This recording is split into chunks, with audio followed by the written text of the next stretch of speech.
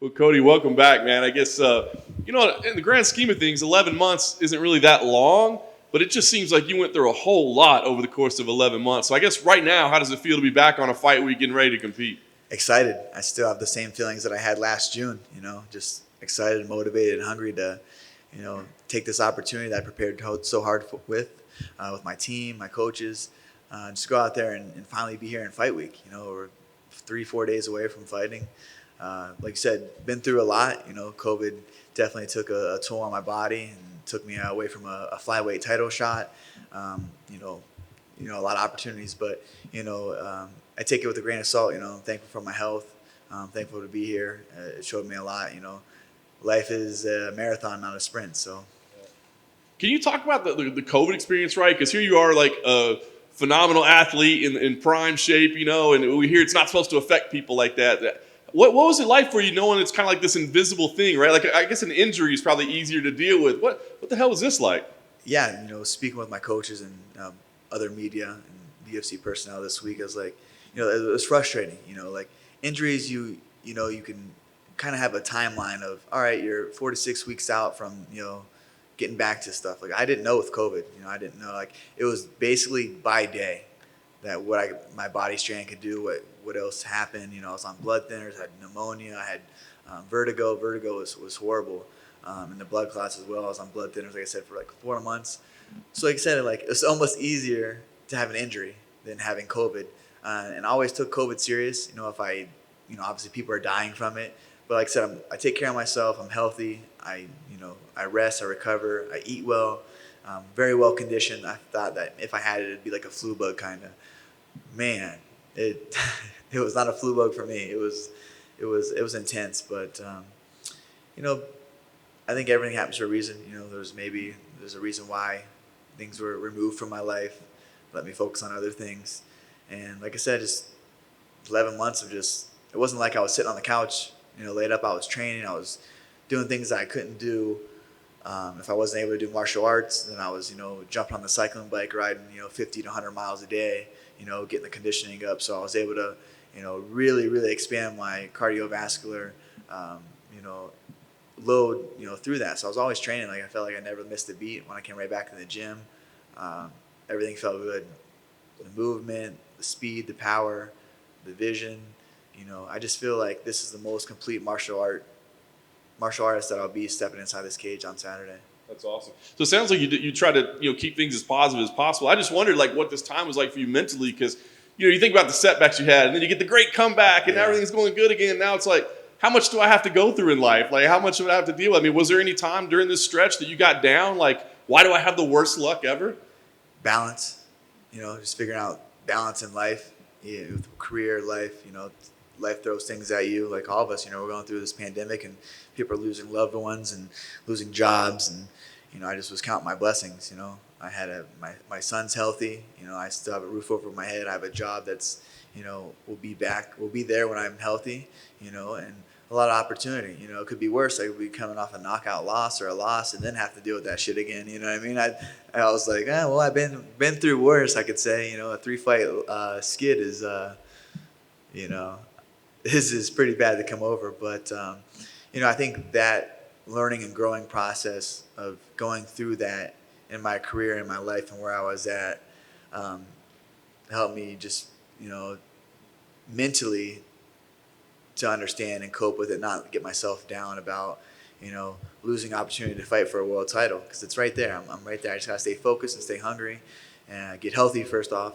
And those opportunities will present itself. I'm on the right path. I kept telling myself I'm on the right path. I'm doing what I need to do. I'm showing up every day, putting those small deposits in for the big deposit on Saturday. Speaking like a mature man, does it feel like you're growing up at this point? I'm about to be 30, man. I got some white hairs in my beard and shit. That's awesome. Talk about watching the title fight that you were supposed to be in, right? What was that experience like for you? Yeah, you know what? That was actually a cool experience to watch. I mean? You got to see those guys, and, Davison showed a lot of holes, and Moreno showed a lot of, things that exploited his weaknesses. The wrestling, I think the strikes on the brakes with Figgy's having his hands down was a huge thing. And pressure that wrestling, the takedowns. Obviously, the low blow, I called that. I said it was going to be a majority draw because of that. I think that if Moreno had, more pop in his punch, he could, get Davison hurt and take him out. And I think if Davison didn't cut as much weight, wasn't as fatigued, in those rounds, he could have, had more, pop on his punch to take Moreno out. Nonetheless, it was a great fight. Excited to, hopefully, have an entanglement with one of those guys in the future. But first and foremost, we're focused on Rob. It's a great opportunity for me in my career to showcase, my skills against Rob. Yeah. So I was going to ask you about that. I mean, 35 now, which I think you had said, look, I'll go to 25 for a title, but I don't really want to do it for non-title. But is that still the path? Like, hey, I'll take 35 as long as you need me to, but really I want that 25 title? I'm looking at being, a two-time weight division champion. That's my goals. So whatever comes first, I know we have kind of a little circus act up front with Aljamain and Jan. They have to run that back. Aljamain just had neck surgery, so that's going to be prolonged for a little bit. I feel like this fight right here is a title eliminator. So, I finish Rob on Saturday. I have options. I have options to go at bantamweight, be next in line for that. It works out perfectly for me. It's you look back in November and the reason COVID and things were taken away from my life, but it set me up for better and more opportunities. I stayed on the path, stayed focused, and stayed driven. So I know I win this fight Saturday. I can have next in line for a bantamweight title shot, and Figgy and them fight a few weeks after me. I was already training for a 5-round fight. They were training for a 5-round fight. Hopefully none of us get injured in there. We come out unscathed, and we can make that fight happen, sooner than later. And that's in a perfect world, but a lot of things kind of fall into place with that. Yeah, but hey, you could conceivably end the year as a 2-division champion. Could possibly, could possibly. All right. Talk about the matchup with Rob. As you said, title eliminator. I mean, he's here for a reason, right? What do you think of his skill set and what he brings to the table? I feel like, being top 5 in the world, you're skilled, you're tough, you're talented, you deserve to be there. You worked your way up there. I just feel like he's never been in a high prolific fight. He's never been in a main event exposure, never been in a 5-round fight. I have. I feel like he has a lot of boxes that need to be checked personally for him, and I was in that position years ago. And you have to just rise to the occasion. So we'll see how bad Rob wants this fight, how bad Rob wants to stay at the top of the division, because I know this is where I belong. I've been at the top, been a world champion, fell back down, picked myself up numerous times, and dusted myself off and continued to climb up to where I'm at now. And it's it's a lot. It's a lot being in the main event in a high prolific fight, and you're facing Cody Garbrandt.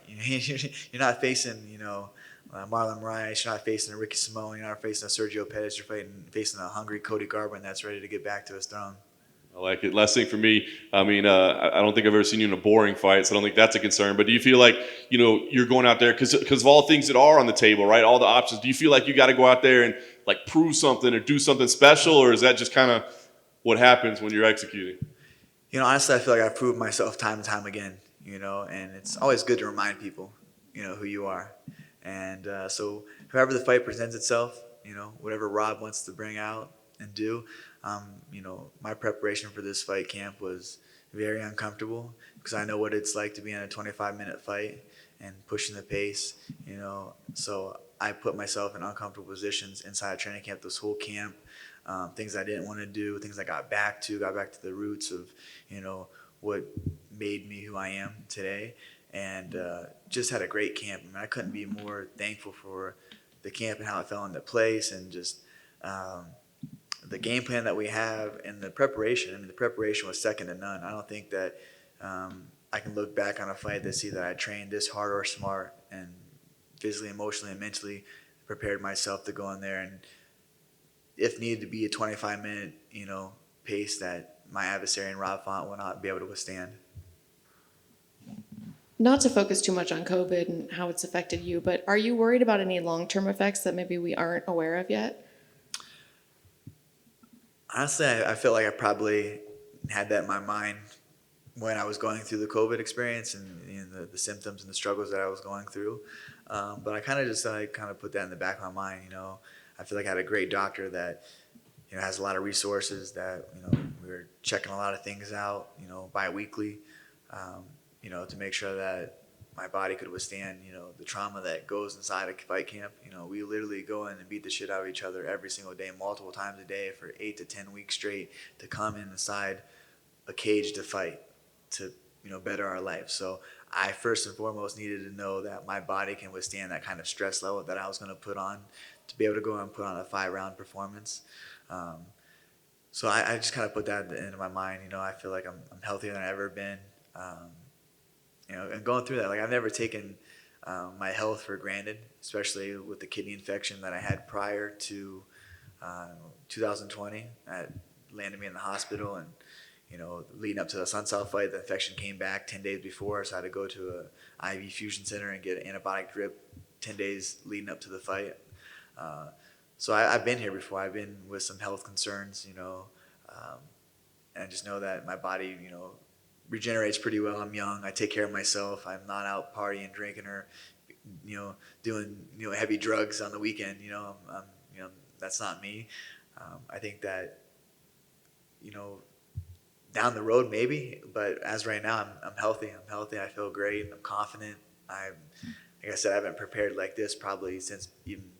I don't think I've ever prepared for a fight like this, even with the Cruz fight. The Cruz fight was probably a very, very vigorous training, hard training, and stylistically it was just a different matchup for me.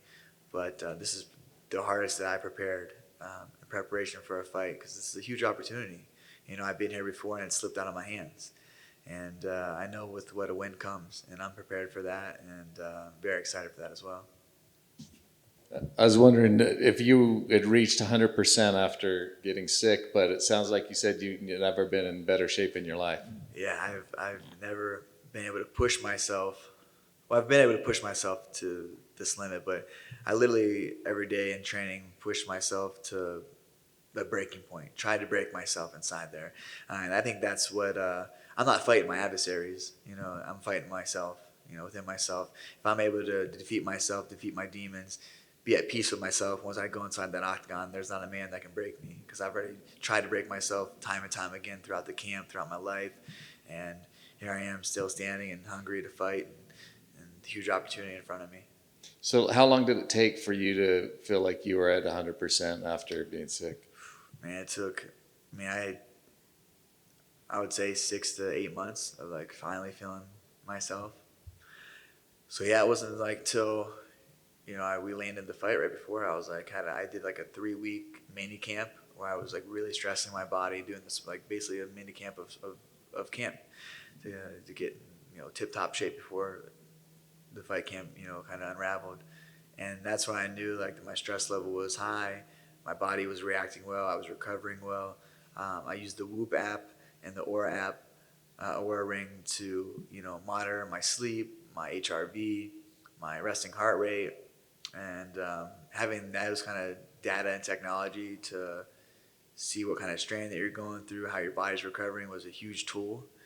The last 10, 11 months that I've got on the Whoop and Aura. So those are great data to have, with sleep, recovery, the strain that you're training at. So I feel like those are huge tools to use. So you said you never pushed yourself as hard as you did have going into this camp. Is that because you're looking at because you've been at the top before? Is it because you're making another run, but not just at 1 belt, but 2 belts?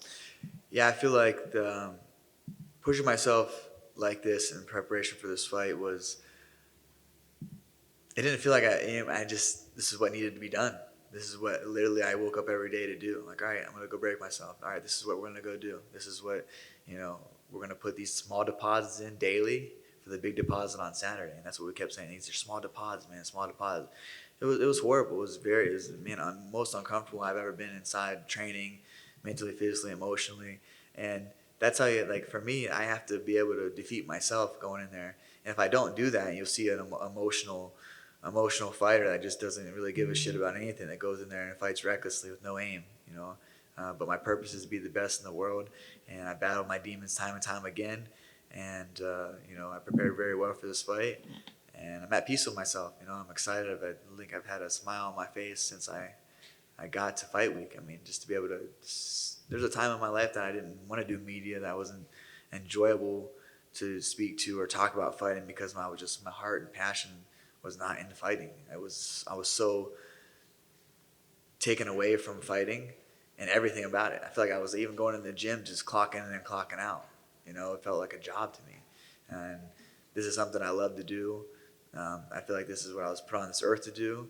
And I think every time that I try to fight that battle of drifting away from fighting, that stuff happens to me. So just knowing that this is what I was set out to do, it becomes a lot easier. It's a lot easier waking up at 4 or 5 in the morning and going and putting yourself in a freezing cold pool or a cycling ride that's, it's 30-some degrees out, freezing your ass off. Putting the extra work in, it makes you hungry, it makes you appreciate it.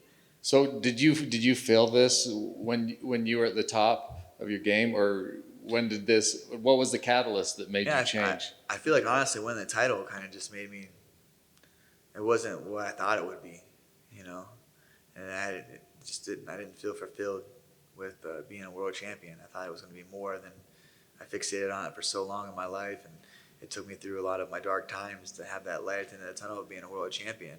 And I did it. A lot of people around me are like, oh wow, it was exciting, it was this and that, but for me, I just didn't feel fulfilled. And now that I just know that I had to set my goals higher, and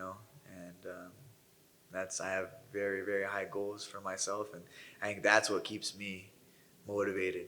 I don't even say motivated because motivation comes and goes. You can be motivated on Monday and by Tuesday that shit's gone. So I'm driven. How much higher can you go than the belt? Man, it's so much. I think being a world champion, so many doors open for you outside of fighting. You become a partner with the UFC. Defending the title. I've been there now. I want to reclaim the title, defend the title. Do other things in life that I'm passionate about.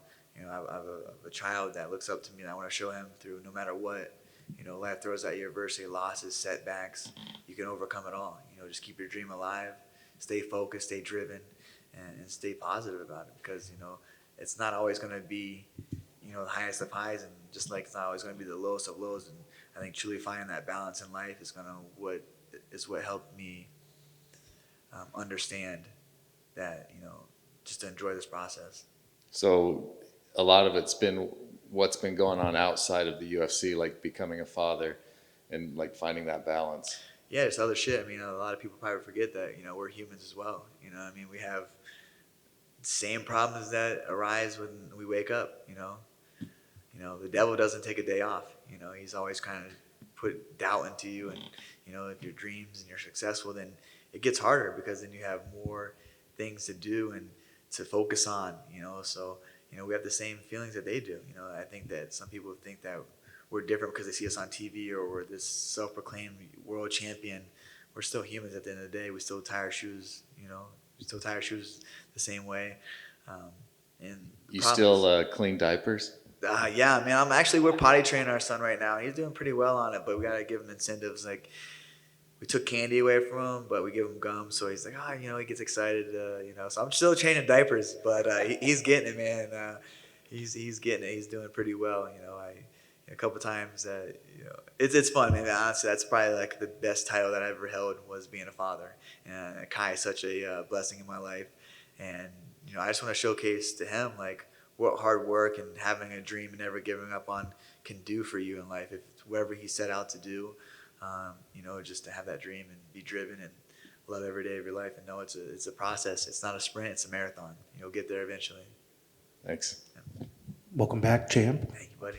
The beard looks good, by the way. Dude, the war beard. I can't wait to cut this thing off. It is. Okay. Is it just for camp? You're not going to keep it? Yeah. I just do. I grew it out of camp. Last time I did the hair and the beard, and it was just too much, man. You grew that just in camp? Just in camp. Damn, yeah. That's strong. 6 weeks, yeah. 6 weeks, yeah. That's a man's beard right there. That's a man's beard, yeah. It's tough. So one of the things, and this is the last one, then we'll dump the COVID stuff. A lot of people say that one of the things that mostly affected them is the lung area, but you said in this training that you were able to push yourself cardio-wise further than you've ever been. So obviously that wasn't an area where you were affected. It was actually funny that they bring that up. Yeah, I had pneumonia, and not knowing I had COVID through this whole process, I just felt like I was literally in fight camp fighting for a world title. I was like, this is the grind. This is what happens. No excuses. Put the work in. and I started cycling, road cycling. Actually, Vinny Murdoch, who's actually out here on the Ultimate Fighter right now, had a brain. It's Moya, Moya. Had to have like a brain surgery. So his doctor said he had to do, to help, what would help him heal better would to be, doing cardio. Well, I don't like to run. I'm not a big, cycling's cool. You can go a lot of places cycling. Where we're at in Sacramento, American River Trail, there's a lot of bike paths and trails. So I got started cycling. And that's what my doctor said was like, as much as I'm cycling, we were doing, 100-mile rides. Wow. We were putting the work in, it was, 5-6 hours of just nonstop, just grinding on that bike. And that's all I could really do because I had vertigo. So I couldn't really do much MMA. I could do a little bit of it until I started having the onsets of the vertigo and the spins. So the bike, I was just there and just pedaling the legs and the heart and the lungs. And that's what he said, like I was able to keep my lungs so open that during that, like a lot of people that had pneumonia like I had it would have been hospitalized on a ventilator. He goes, and the crazy thing is that we were cycling, but we had the cow fires. The smoke index was so heavy. Yeah. So I just thought it was because we were out there riding, an index of 400 sometimes. We try to get up in the morning, 5-6 in the morning and go before the smoke rolled in. So I just thought that's why I was having like the wheezing and the shortness of breath from the air quality in Sacramento during that time. So it was just like, then I tested positive for COVID, and I was like, oh man, that shit makes sense why I felt like this. I'm like, man, I wasn't trying to, and Danny, she always says, like when I get a flu or something, like I'm a big baby about it. So I wasn't trying to complain about it, but man, I was hurting. Man, this shit hurt. I didn't want to complain about shit.